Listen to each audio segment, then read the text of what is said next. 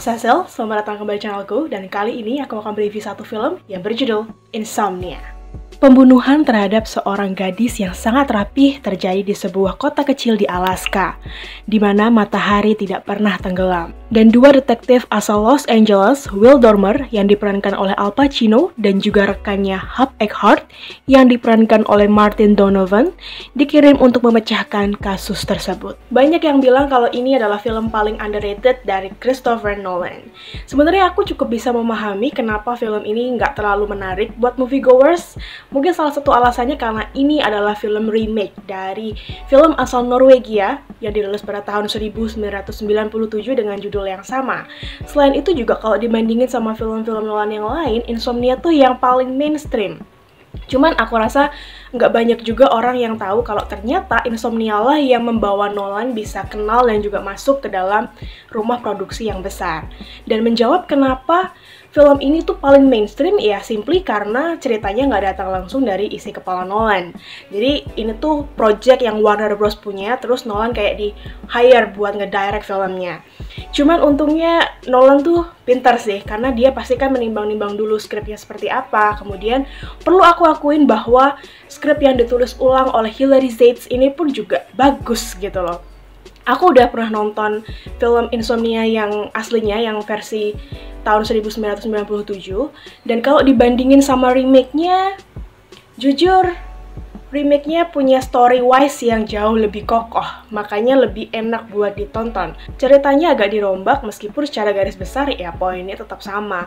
Untuk karakter-karakter yang ada pun ditambahin backstory, kemudian motifnya jadi lebih jelas dan juga make sense. Intinya permasalahan yang ada di sini tuh agak di-stretch, tapi ya tetap nggak berlebihan. Dan yang aku suka dari Nolan itu dia nggak cuman sekedar fokus kepada big picture-nya aja, tapi dia juga memperhatikan detail-detail kecil. Sama dengan Insomnia, Nolan itu menambahkan banyak sekali detail tambahan yang di film aslinya tuh nggak ada.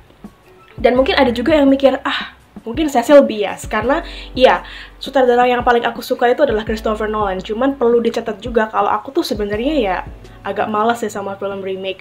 Ini nonton juga karena Nolan yang direct. Kalau misalkan siapa yang direct, Steven Spielberg gitu ya, kemungkinan besar aku nggak bakalan nonton gitu loh. Karena pengalamanku dengan film remake tuh ya udah gitu, nggak ada yang spesial. Kayak mereka itu tidak jauh lebih baik daripada film aslinya juga. Kalau nggak percaya, coba lihat aja deh. Mostly ya, film-film yang di remake itu secara rating jeblok, secara kritik pun juga hancur. Perhatiin aja deh di IMDb, Rotten Tomatoes, lihat aja sendiri. Untungnya Insomnia ini ya nggak malu-maluin lah. Dan aku juga menyadari kalau skill directing Nolan itu juga improve. Dia kayak lebih santai, dia lebih ngerti dalam mengatur tensi dan juga timing. Jadi meskipun film ini pace-nya lambat, tapi kita tuh tetap penasaran, kita tetap pengen nonton filmnya sampai selesai. Dan dari cara Nolan ngedirect Insomnia, menurutku bakalan ngaruh ke film-film dia selanjutnya, terutama Dark Knight Trilogy.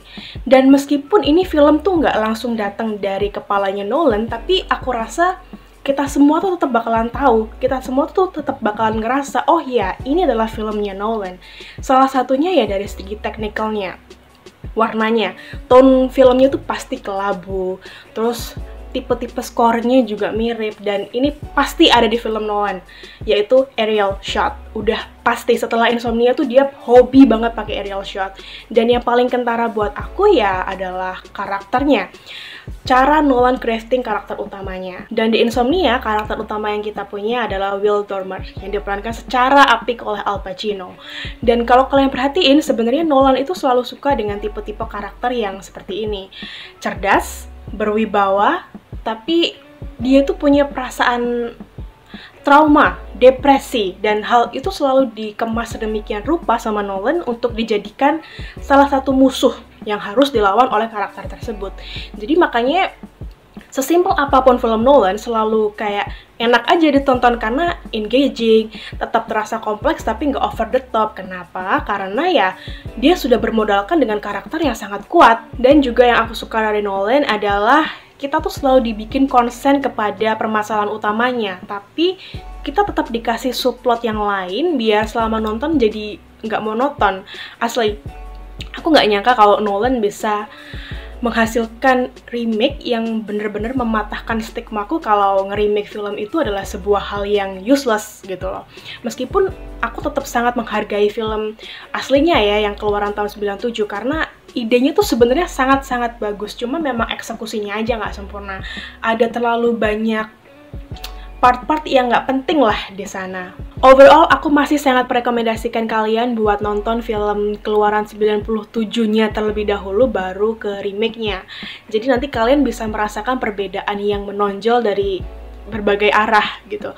Kalau ditanya juga aku lebih suka yang mana, aku lebih suka hasil remake-nya karena setelah di remake, ini tuh bukan jadi sekedar film crime biasa yang bertujuan untuk mencari siapa pelakunya, tapi filosofinya tuh lebih daripada itu. Kayak hal simple yang aku pikir, it's not a big deal gitu, tapi bisa dikemas sedemikian rupa untuk jadi sesuatu yang sangat terrifying. Pokoknya segala sesuatu yang ada di film ini benar-benar di-elevate dengan cara yang elegan dan juga efektif. Dan rating yang akan aku berikan untuk Insomnia adalah 9 dari 10. Yes, meskipun aku nggak bisa menemukan kecacatan dari film ini, tapi tetap aja aku nggak bisa kasih rating 10 karena ya ini film remake gitu loh.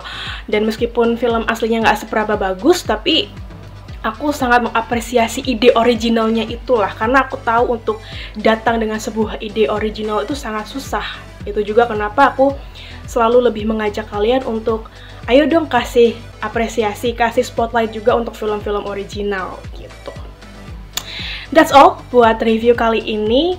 Kalian yang udah nonton pendapatnya gimana? Bisa coba komen di bawah.